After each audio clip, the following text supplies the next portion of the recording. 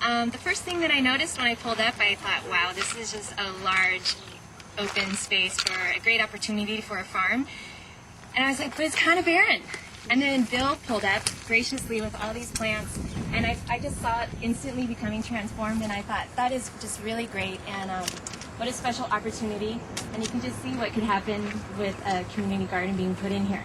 So first we will hear from Kazra Movahedi with the International Rescue Committee. And then secondly, we will hear from Tia Anzaletti from the San Diego Hunger Coalition.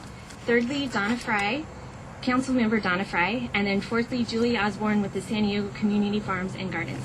So thank you all again for coming out, and first we have Kazra. Okay, good morning. Thank you all very much for coming out. My name is Kazra Movahedi, and I'm the Community and Economic Development Manager with the International Rescue Committee, or IRC.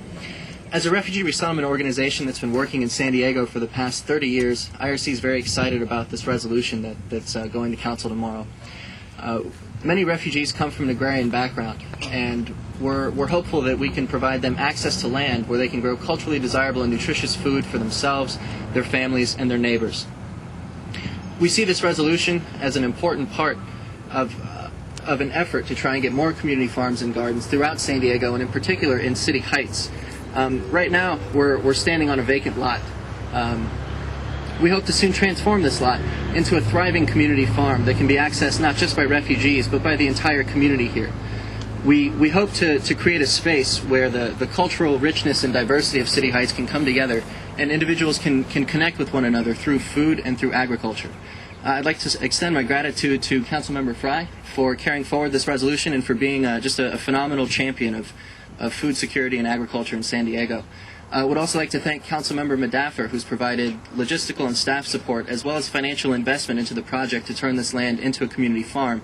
And finally, Councilmember Atkins, who's been a tremendous supporter of not only IRC but of urban agriculture and community and food security in general. Thank you very much for coming out.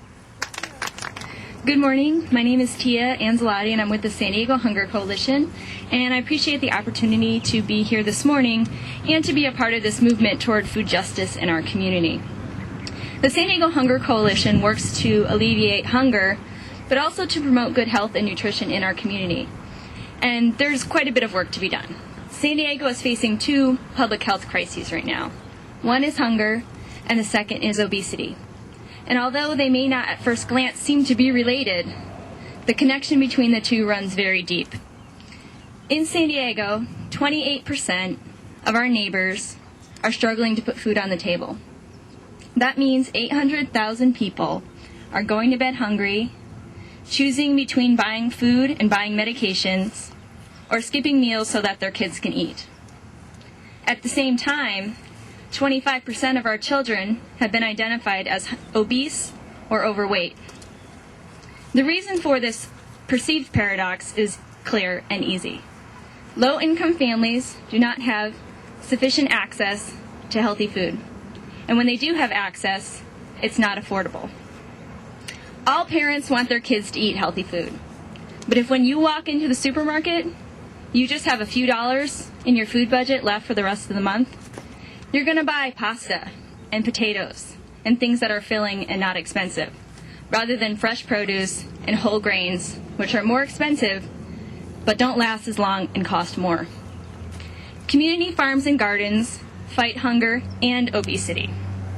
They make healthy, fresh food accessible and affordable for people from all socioeconomic strata. If we're going to fight serious issues like hunger and obesity, we need new, creative solutions. And community farms and gardens are one of those solutions. So I thank our visionary sponsors, the International Rescue Committee, Alliance for Food Secure San Diego, Community Farms and Gardens, Councilmember Frye and Councilmember Madaffer, and I look forward to working with them and seeing where they take us in the future. Thank you. Good morning. I am so excited to be here. First of all, it got me out of the office, and I thank you for that. So all of the speakers have been talking about tomorrow, and we're going to be doing a resolution tomorrow at the City Council to really get involved and to really make a commitment to community farming and community gardens. See, the whole thing is like when you come here now and you look at what is around us, you say to yourself, I see a vacant lot. but not the people that are here today. The people that are here today look at this land and they say, I see a garden. I see green and growing. I see fruits. I see vegetables. I see chickens laying eggs. I see community participation. I see community involvement. I see neighbors getting to know their neighbors. I see a rich, cultural, diverse sharing of experiences through green and growing. I mean, what is a better thing that can happen to a community than to drive down the street and one day it was this sort of barren, vacant, sort of desolate-looking piece of land. And within a couple of months, it's green and it's growing and there's people and they're laughing and kids are playing and they're growing vegetables and fruits and enriching the entire population, not only that just drives by here, but that lives around here and then connects to the cool little creek down here, which needs to be cleaned up, but we can work on that later. But the fact of the matter is it is what is important to communities with good benefits, but also good for the soul. It's not just good for the belly, but it's good for the soul. So I just want to say the folks that are here today, and particularly because they're so young, which makes me so happy, because that means I know that the future is in incredible hands and that for generations these are our new leaders. That to me is amazing, and they will be training all the younger ones. And so I figure I don't have to worry so much. I feel very, very honored and very proud to be invited to this. And as I said, I can't wait till the chickens and the plants, and it's all green and beautiful and growing, and the community's out here, and we have people laughing and kids playing. Like I said, I can see it, and I know you all can too. So anyways, thank you all so much for the kind invitation. I knew that at this point you would all be feeling inspired. I didn't know how inspired I would feel. A little bit choked up. I feel very passionate about this subject. But I want to tell you some ways that you can get involved. And one of the obvious choices is to have a plot in a community garden such as this one will be. And there are a number of them around San Diego. Most of them do have waiting lists, but there is turnover and you can get in. If you don't have the time or the energy to invest in having your own plot, you can go in on a plot with a friend or with a group or organization.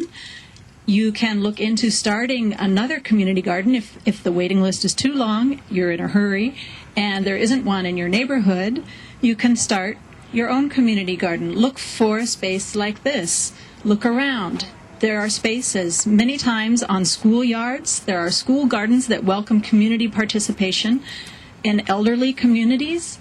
Also on your own land. If you have your own land, a yard, you may be growing a lawn. What is that giving back to you?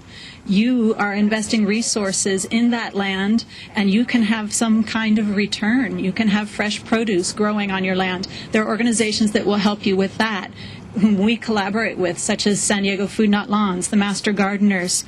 Another way you can get involved with some agricultural activities, just tomorrow even, you can visit a community farm that has a more unified theme. There are many working farms, model farms in the area that welcome the public for certain events, volunteer days. You can go out, you can take your family. It's excellent for children and for all ages and all ethnicities. We do many advocacy events, outreach, websites. We need help with that. We encourage your participation. If you check out communityfarmsandgardens.org, you can get more information. Again, that's communityfarmsandgardens.org. And help us out, join us, and have fun in the process. Thank you.